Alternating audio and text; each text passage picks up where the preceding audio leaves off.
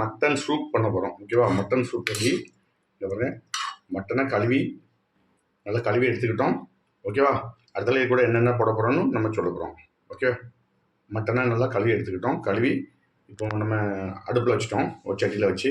அதுக்கு தேவையான அளவு ஒரு தக்காளி, ஒரு வெங்காயம், கொஞ்சம் வெள்ளைக்கூடு, ஒரு இஞ்சி, கருவேப்பிலை இலை, கொத்தமல்லி, கொஞ்சம் புதினா இலை, வேறு மிளகாய், சின்ன சீரகம், பெரும் சீரகம், காயப்பொடி.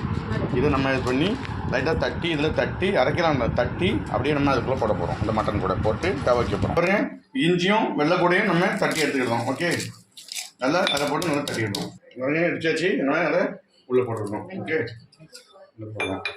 இடிச்சாச்சு. மிளகு பொடி, ஓகே, நல்ல மிளகு பொடி, காயப்பொடி, ஓகேவா? காயப்பொடி கொஞ்சம் போட்டுருவோம். அதனால கொஞ்சம் மல்லி எல்லாம் போட்டுருங்க. நம்ம வெட்டிச்சுக்க வெங்காயம், மிளகாய், தக்காளி, கருவேப்பிலை இலை, சின்ன சீரகம், பெரிய சீரகம், அதையும் நம்ம உள்ள அப்படியே உள்ள போட்டுடணும். ஓகேவா? போட்டு அப்படியே நம்ம வேக வைக்க போகிறோம். ஓகேவா? பாருங்க, எல்லாம் போட்டு அப்படியே நம்ம மூடி வச்சு வேக வைப்போம். ஓகேவா? தேவையான அளவு கொஞ்சம் மஞ்சத்தூள் போட்டுடுங்க. இன்னும் ரொம்ப போடாங்க, குறைய போட்டுடுங்க. மஞ்சத்தூள் போடுங்க. ஓகேவா? இவருங்க வெந்துட்டு சூப்பர். எப்படி இருக்கு பாருங்க, நல்லா இருக்கா?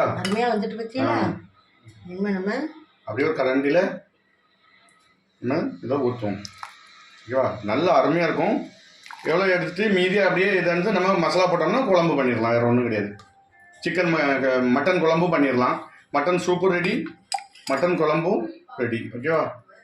இப்போ நம்ம மட்டன் குழம்பும் மட்டன் சூப்பு நம்ம இதில் வடிகட்டி எடுக்க போகிறோம். மட்டன் சூப்பை இந்த கிளாஸில் எவ்வளோ எடுத்து சூப்பை எடுத்து முடித்தோடனே அது பிறகு மீதியே இருக்க மட்டனை அப்படியே நம்ம மசாலா போட்டு, தேங்காய் அரைச்சி மசாலா போட்டு குழம்பு வச்சிடலாம்.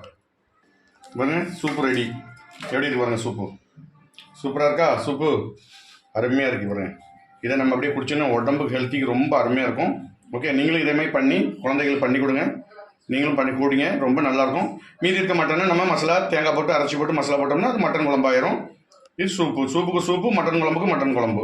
ஓகே, மீண்டும் அடுத்த வீடியோ சந்திப்போம். நன்றி.